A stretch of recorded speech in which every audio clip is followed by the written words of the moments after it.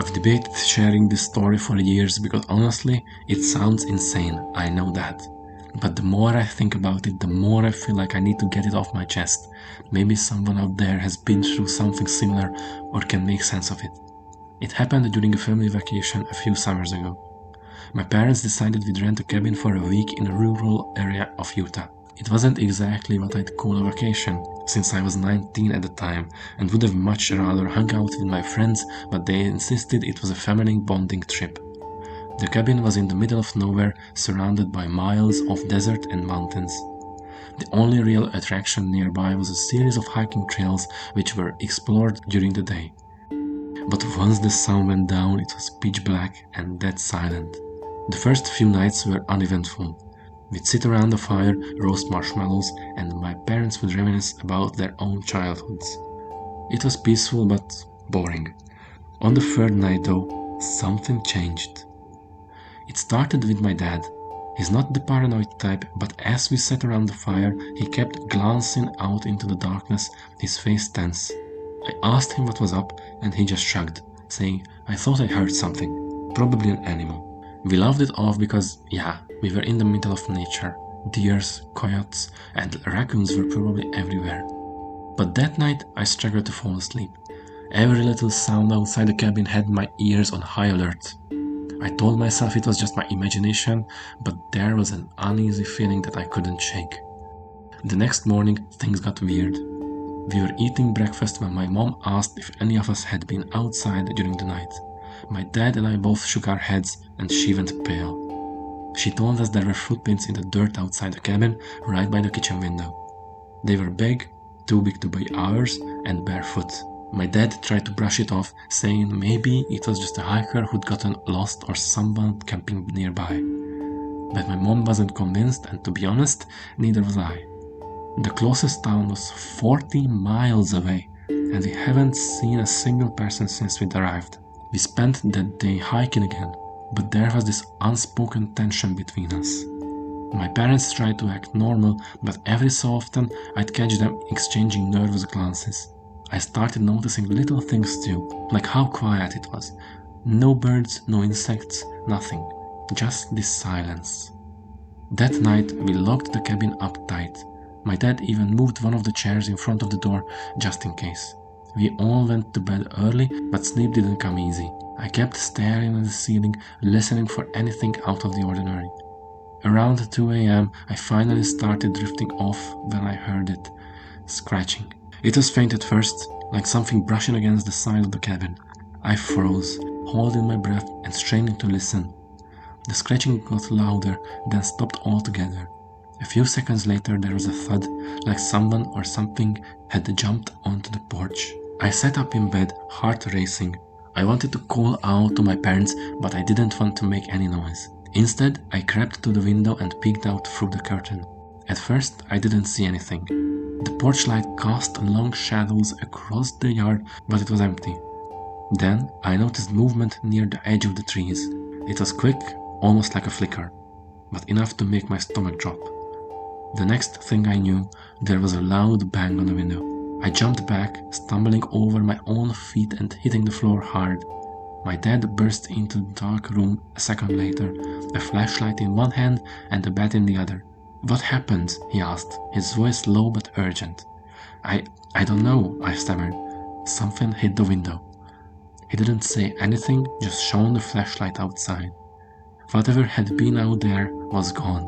The rest of the night was a blur. We stayed up until dawn, too scared to sleep. My dad sat by the door with his bat while my mom and I huddled together on the couch. None of us talked about what had happened, but we didn't need to.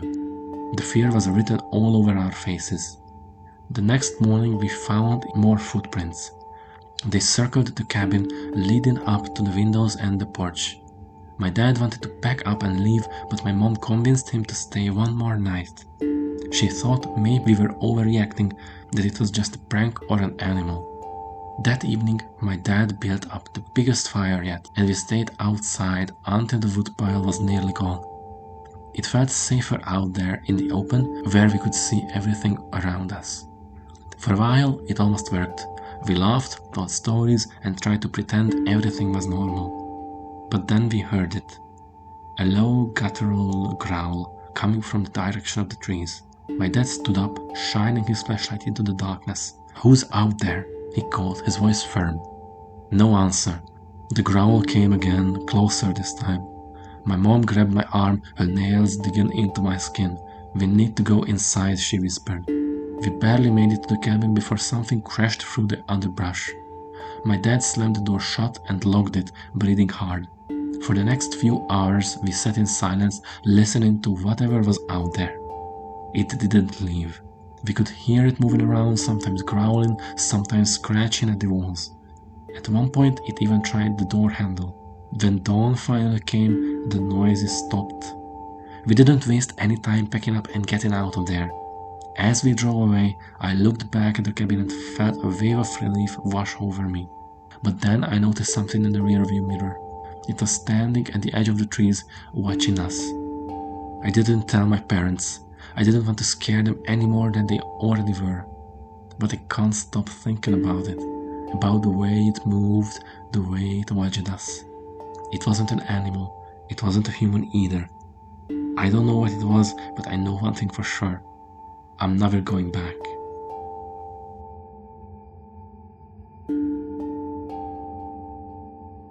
I don't really talk about this because people tend to think I'm either lying or just crazy. But I swear on everything this is exactly what happened. Maybe someone else had been through something similar because I haven't been able to make sense of it since it happened. It was the fall of 2018, right around the start of the deer season.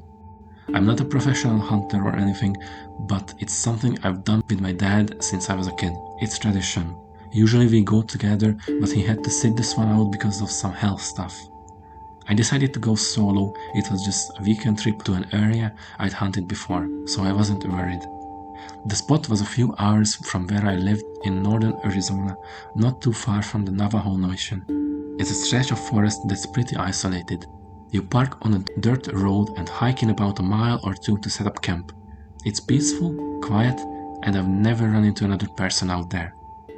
I got to the trailhead around noon, parked my truck, started hiking with my gear. The weather was perfect, crisp air, blue skies. I found a good spot to set up camp and spend the rest of the afternoon scouting around. Nothing out of the ordinary. As the sun started to set, I built a small fire, cooked some food, and got ready to turn in. That's when I noticed something weird. Normally, you hear the occasional rustling of leaves or animals moving around, but it was dead silent. No wind, no crickets. It was unsettling, but I chalked it up to nerves. Being alone in the woods can mess with your head if you let it. I climbed into my tent and fell asleep pretty quickly, but I woke up around 2 a.m. to this strange sound. At first I thought it was a coyote, but it didn't sound quite right. It was this high-pitched yipping that would start and stop abruptly. I grabbed my flashlight and unzipped the tent, shining it around, but I couldn't see a thing. The sound stopped as soon as I moved, and I figured whatever it was had run off. The next morning I went about my day as usual. I hiked to the spot I'd scouted the day before and waited for deer. Nothing showed up, which was disappointing but not unusual. Around noon, I decided to head back to camp to eat and relax for a bit before going out again in the evening. As I was walking back, I started getting this feeling like I was being watched. I know how that sounds, but it wasn't just paranoia. It was like the hair on the back of my neck stood up, and I couldn't shake the feeling. I kept glancing over my shoulder, but there was nothing there. When I got back to camp, everything seemed fine. My gear was where I left it, and there were no signs of animals messing with anything. But I noticed something odd. There were these weird tracks in the dirt near my tent. They weren't boot prints, and they didn't look like any animal's tracks I'd ever seen before. They were long and narrow, almost like a human footprint, but with claws at the tip of the toes. I told myself it was probably just some kind of distortion in the dirt or maybe a prank by another hunter, even though I hadn't seen anyone else. Still, it made me uneasy. That evening, I decided to stay closer to camp instead of hiking out again. As the sun set, I built up the fire and kept my rifle close by just in case.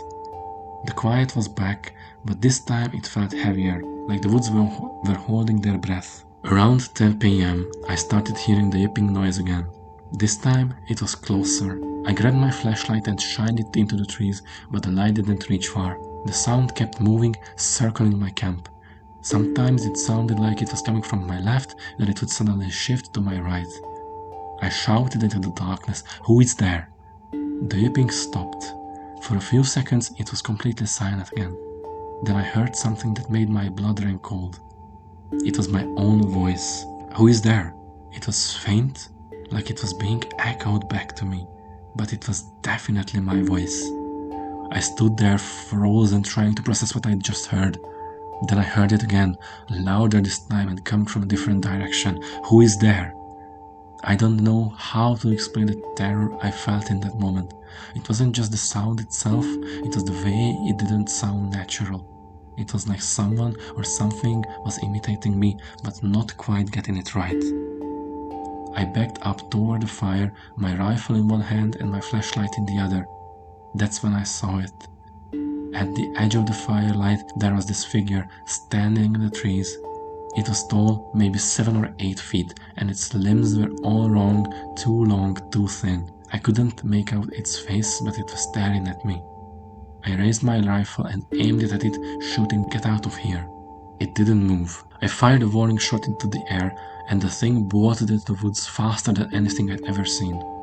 I didn't sleep that night. I sat by the fire with my rifle, jumping at every little sound until the same came up. At first light, I packed up my camp and got the hell out of there. The whole hike back to my truck, I felt like I was being followed. I kept looking over my shoulder, but I didn't see anything. When I finally reached the parking area, there was another car there, a beat-up old sedan that hadn't been out there before. As I loaded my gear into the truck, I noticed someone sitting in the driver's seat staring at me. It was an older man with leathery skin and piercing eyes. He rolled down the window and said, "You saw it, didn't you?" I didn't know how to respond, so I just stared at him. He nodded like he already knew the answer. "You're lucky to be alive," he said. Then he started the car and drove off without another word. I've replayed that weekend in my head 1,000 times, trying to make sense of it. Was it just a hallucination? Prank? Some kind of animal I've never seen before? I don't know. All I know is I haven't been hunting since. I don't think I will ever be again.